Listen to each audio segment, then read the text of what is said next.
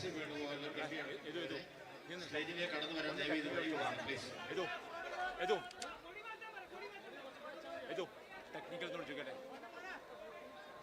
अरे मोबाइल नीचे कर लो. टेक्निकल चोरी बंदा.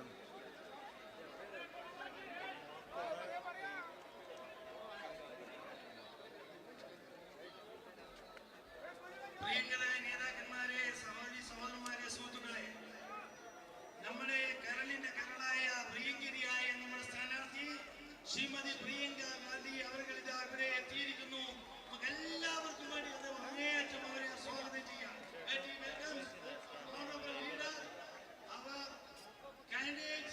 Shrimati Priyanka Gandhi will be deliver speech. I invite Priyanka ji.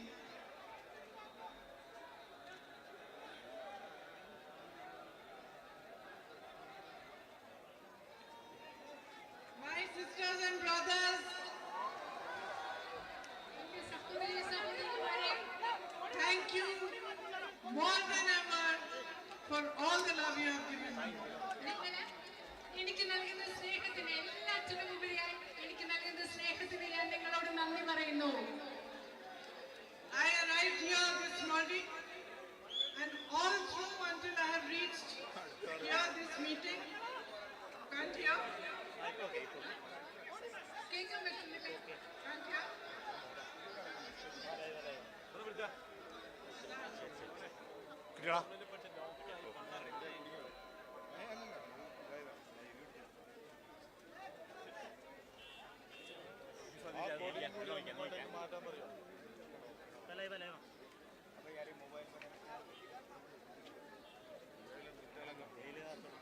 बोलो यार, बोलो इनको.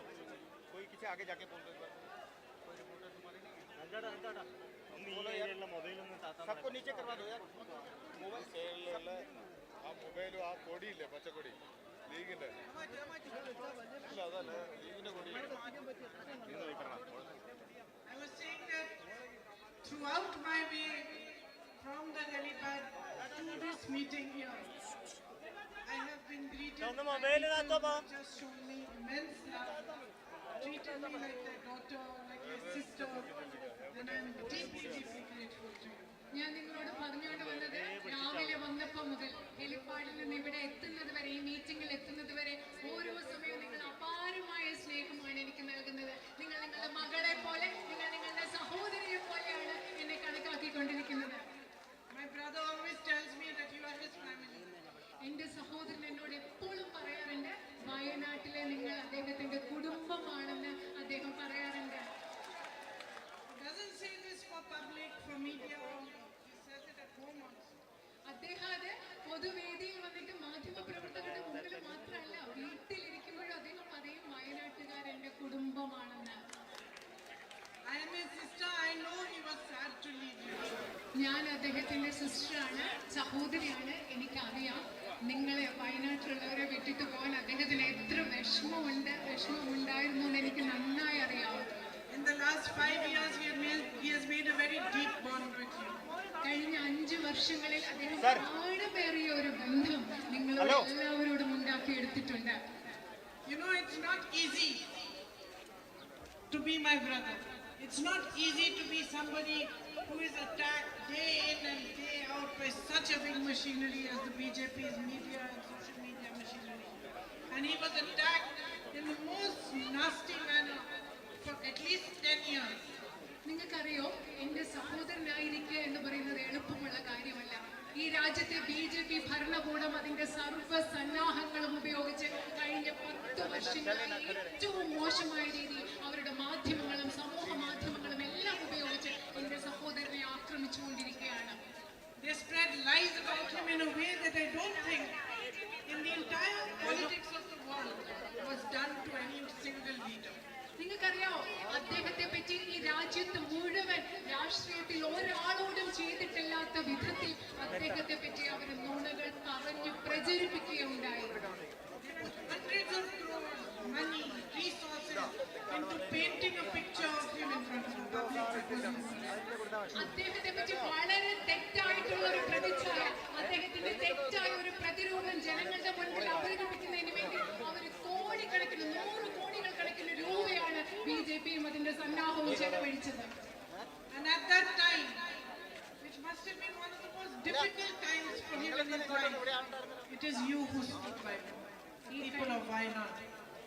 കഴിഞ്ഞ 10 വർഷങ്ങളിൽ അദ്ദേഹത്തിന്റെ ജീവിതത്തിലെ ഏറ്റവും ബുദ്ധിമുട്ടുള്ള, അദ്ദേഹം ഇങ്ങനെ ആക്രമിക്കപ്പെട്ട ഈ സമയത്ത് അദ്ദേഹത്തോടൊപ്പം നിന്നത് നിങ്ങളാണ്. വയനാട്ടിലെ ജനങ്ങളാണ് അദ്ദേഹത്തോടൊപ്പം നിന്നത്. It is you who stood for democracy in this country. ഈ രാജ്യത്തെ ജനാധിപത്യത്തിന് വേണ്ടി നിലകൊണ്ടത് നിങ്ങളാണ്, വയനാട്ടിലെ ജനങ്ങളാണ്. It is you who stood side by side with him to fight in his fight for the values of the Constitution of India. ഈ രാജ്യത്തിന്റെ ഭരണഘടനാ മൂല്യങ്ങൾ സംരക്ഷിക്കുന്നതിന് വേണ്ടി എന്റെ സഹോദരൻ പോരാടിയപ്പോൾ അദ്ദേഹത്തോടൊപ്പം നിന്നത് നിങ്ങൾ ഓരോരുത്തരുമാണ്. Each one of you, my sisters, my brothers, with your vote, gave him strength, gave him courage, and gave him the bravery to walk from one end of this nation to the other in the name of peace and brotherhood.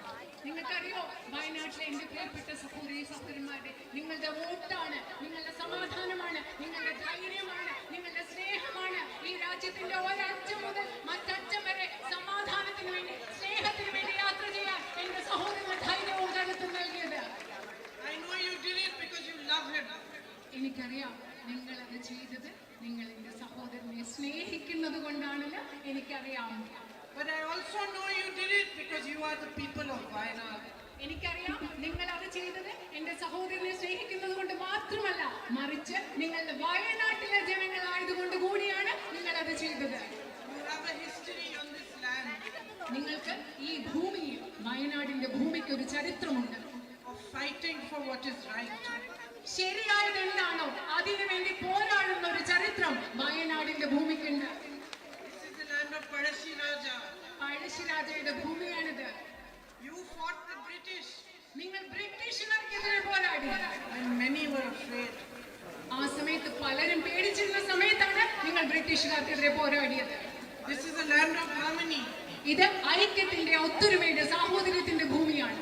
where people of different religions live together peacefully. They Palam- thrive together. They work together.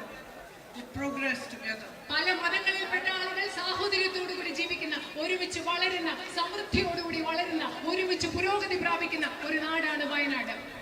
You are the people of Wayanad, and your thriving agricultural community feeds this nation. നിങ്ങള് വയനാട്ടിലെ ജനങ്ങൾ വളരെ സമൃദ്ധിയോടുകൂടി മുൻപോട്ട് പോകുന്ന ഒരു കർഷക സമൂഹം, രാജ്യത്തിന് അന്നം കൊടുക്കുന്ന ഒരു കർഷക സമൂഹം വയനാട്ടിലുണ്ട്. You have been guided through the ages by the teachings of Sri Narayan Guruji and many other saints and many other people, religious gurus. Sreenarayana ഗുരുദേവനെ പോലെയുള്ള അനേകം മഹാന്മാരായ പുണ്യാത്മാക്കളുടെ സന്ദേശങ്ങളും പഠനങ്ങളും ആശയങ്ങളും ഉൾക്കൊണ്ടുകൊണ്ടാണ് നിങ്ങൾ ജീവിച്ചുകൊണ്ടിരിക്കുന്നത് കാലങ്ങളായി. Values of justice, welfare, social justice, of love, of compassion, of equality are ingrained in you. സ്നേഹത്തിന്റെയും സാമൂഹ്യ നീതിയുടെയും തുല്യതയുടെയും അനുകമ്പയുടെയും സമത്വത്തിന്റെയും ആർദ്രതയുടെയും എല്ലാം മൂല്യങ്ങൾ നിങ്ങളുടെ ഉള്ളിൽ ഇഴുകി ചേർന്ന് കിടപ്പുണ്ട്. And today, where do we stand in our country? ഇന്ന് നമ്മുടെ രാജ്യത്ത് നമ്മൾ എവിടെയാണ് ഇന്ന് നിൽക്കുന്നത്?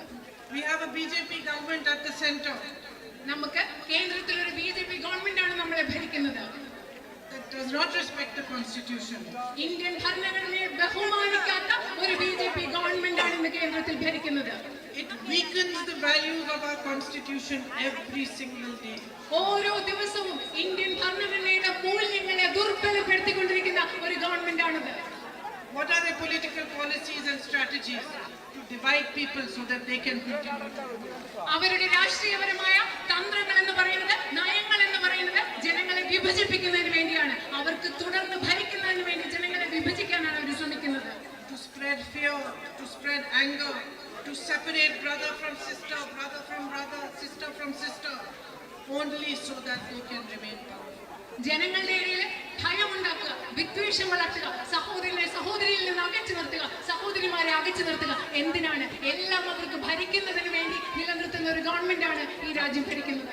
And while they carry out this policy of divisiveness, the greatest beneficiaries are a handful of their friends, of powerful businessmen for whom all the policies are made. ഈ രാജ്യത്ത് ഇങ്ങനെ അവർ വിഭാഗീയത പടർത്തുക എന്ന നയം പിന്തുടർന്ന് മുൻപോട്ട് പോകുമ്പോൾ ഇതിന്റെയൊക്കെ ഏറ്റവും വലിയ ഗുണഭോക്താക്കൾ എന്ന് പറയുന്നത് അവരുടെ അതിസമ്പന്നരായ ഏതാനും എണ്ണ that belongs to the people, it is taken and it is handed to these 3 or 4 people. ഈ രാജ്യത്ത് ജനങ്ങളുടേതായ സ്വന്തമായ എന്തെങ്കിലും ഉണ്ടെങ്കിലും അതെല്ലാം എടുത്തു മാറ്റി ഈ അതിസമ്പന്നരായ 3-4 ആളുകൾക്ക് കൊടുക്കുകയാണ് ഈ ഗവൺമെന്റ് ചെയ്യുന്നത്. In state after state, lands belonging to tribal people are being handed over to big businessmen who are friends of the Prime Minister. ഓരോ സംസ്ഥാനത്തും ഈ രാജ്യത്തെ ആദിവാസി സമൂഹത്തിൽപ്പെട്ട ആളുകൾക്ക് അവകാശമുള്ള ഭൂമി എടുത്ത് പ്രധാനമന്ത്രിയുടെ സുഹൃത്തുക്കളായ അതിസമ്പന്നരായ വ്യവസായികൾക്ക് നൽകുകയാണ് ഈ രാജ്യത്ത് ചെയ്തുകൊണ്ടിരിക്കുന്നത്. There is no compassion for our farming community, for the farmers that give this nation food, that feed us, on which this nation is thriving and is based.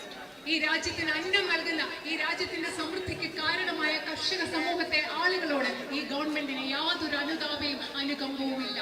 You grow coffee, you grow rice, you grow areca. You've been promised again and again MSP for your crops. Have you received it? നിങ്ങൾ ഇവിടെ കാപ്പി കൃഷി നടത്തുന്നു, അതുപോലെ അടയ്ക്ക കൃഷി നടത്തുന്നു, നിങ്ങൾ നെല്ല് കൃഷി നടത്തുന്നു. വീണ്ടും വീണ്ടും നിങ്ങൾക്ക് മിനിമം താങ്ങുവില നൽകുമെന്ന് പറഞ്ഞിട്ടുണ്ട്. നിങ്ങൾക്കത് കിട്ടിയിട്ടുണ്ടോ?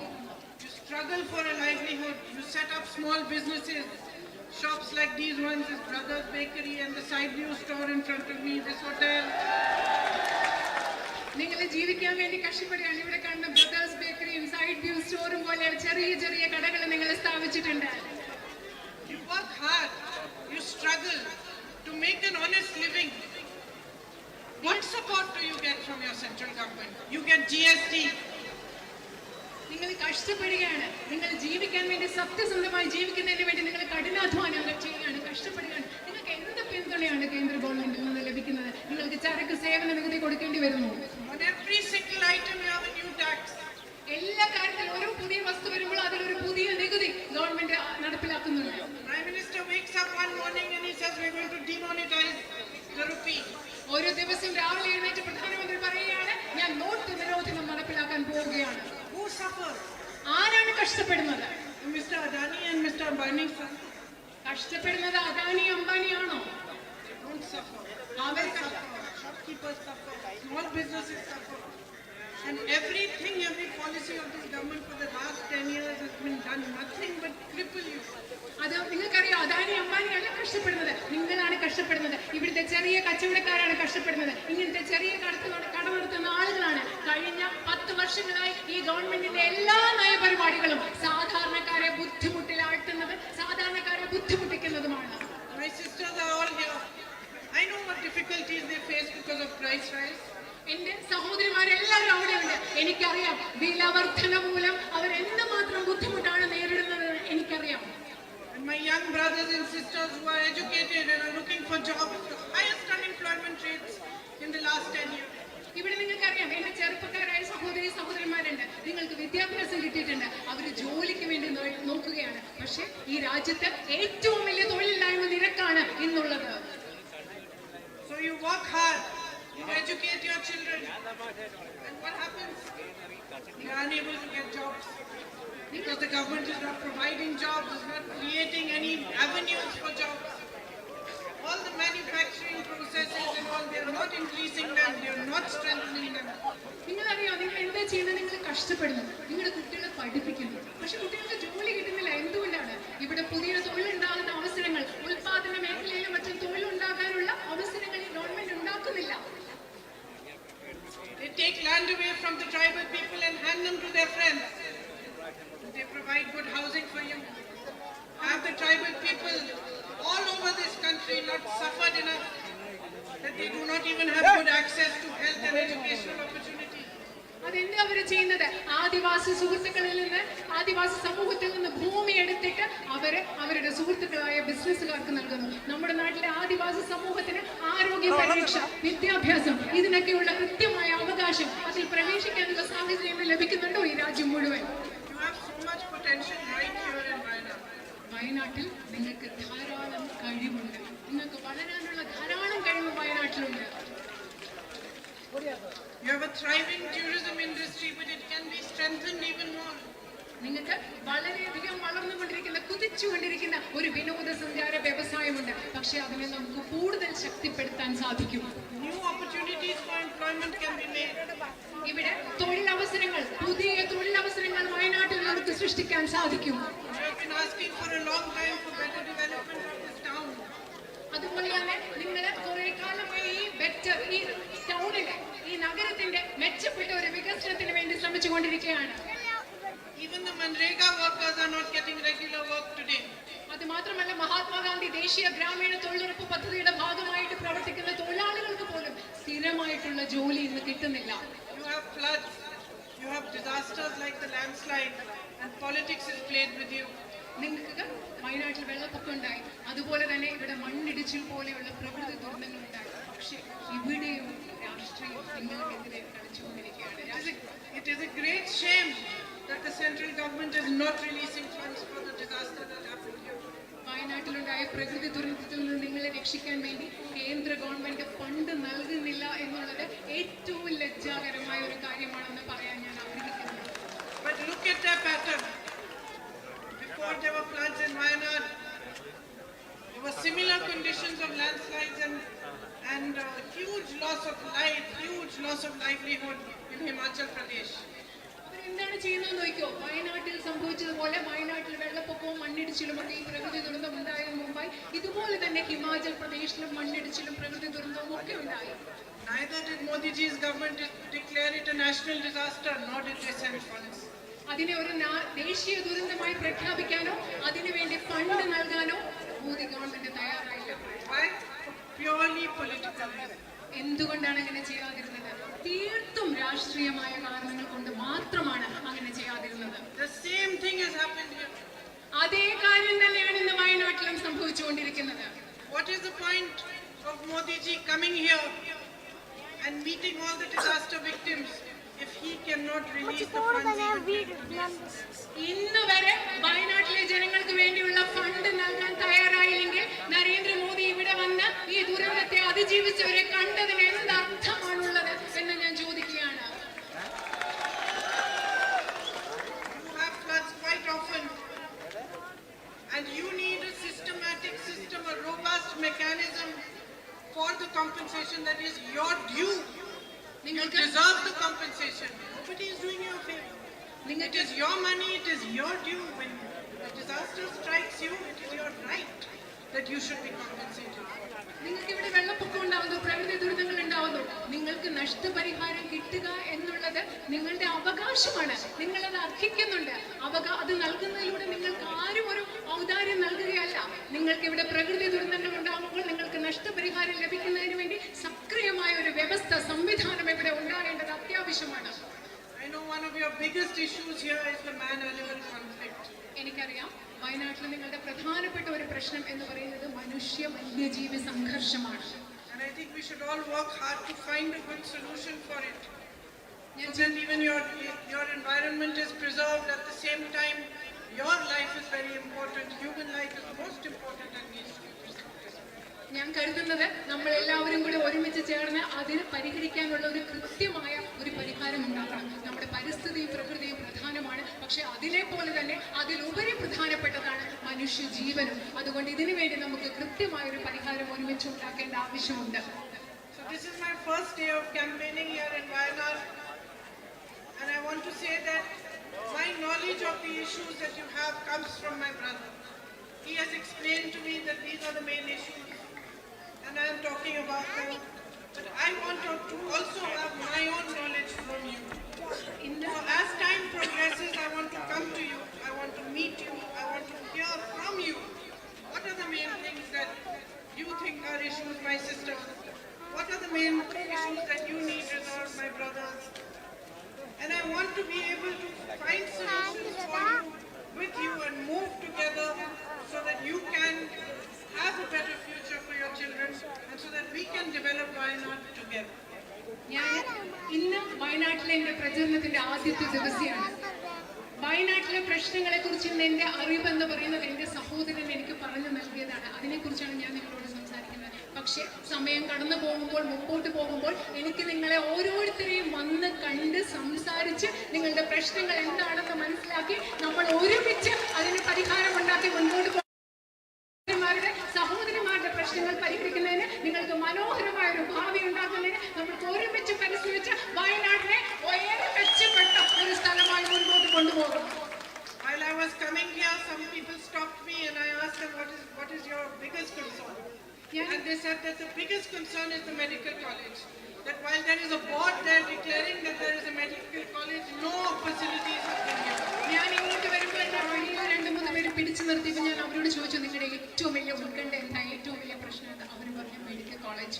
ഇവിടെ മെഡിക്കൽ കോളേജ് എന്നൊരു ബോർഡുണ്ട്, പക്ഷെ മെഡിക്കൽ കോളേജ് ഒരു സംവിധാനവും ഇല്ല. These are the things that we need to work together towards.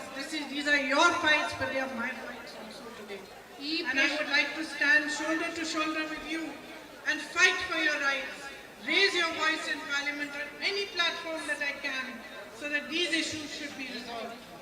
ഈ പ്രശ്നങ്ങൾക്ക് വേണ്ടിയാണ് നമ്മൾ പരിഹരിക്കേണ്ടത്.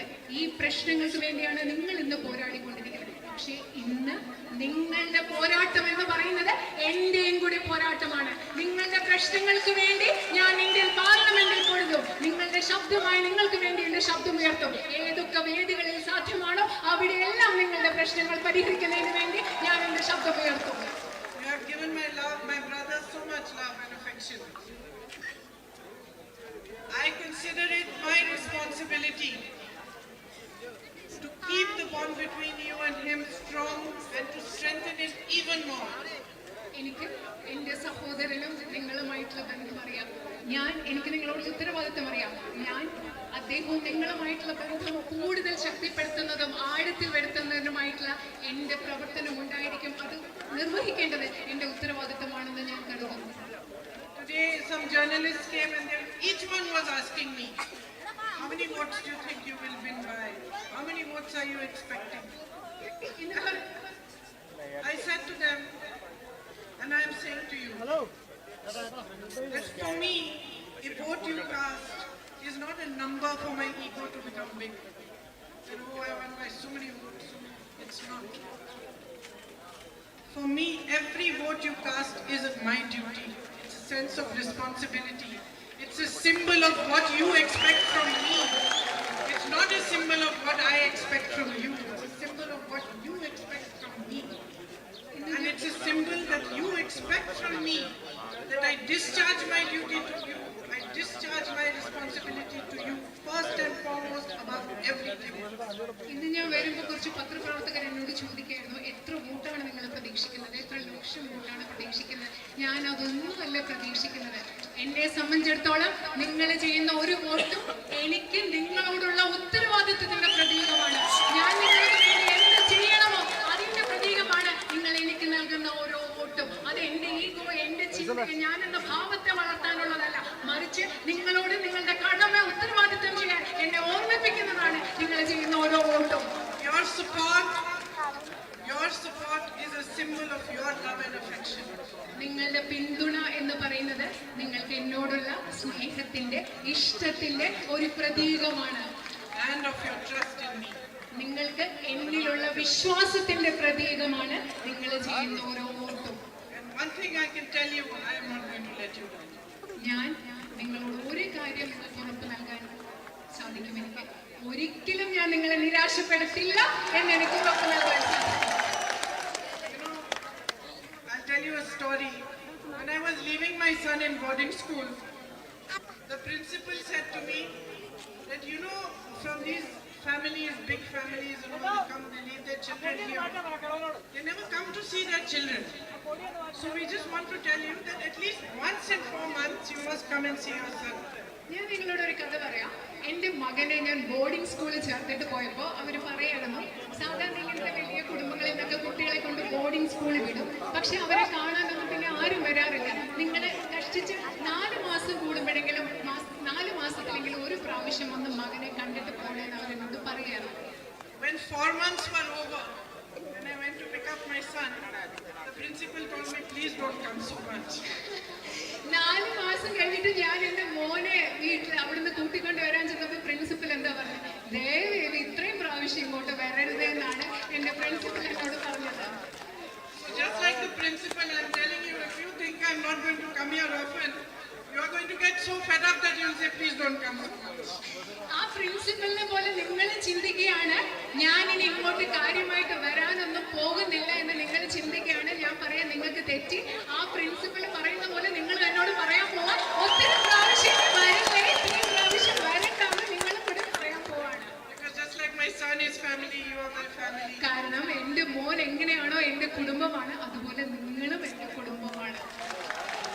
I'm truly, truly grateful again for your love and for your affection. Thank you for being here today. Thank you for listening. ഞാൻ സത്യസന്ധമായി പറയട്ടെ, നിങ്ങളുടെ സ്നേഹത്തിനും ഇഷ്ടത്തിനും ഞാൻ എന്നും നിങ്ങളോട് കടപ്പെട്ടിരിക്കുന്നവരാണ്. നിങ്ങൾ ഇന്ന് ഇവിടെ വന്നതിന് നിങ്ങൾക്ക് നന്ദി, നമസ്കാരം. Thank you.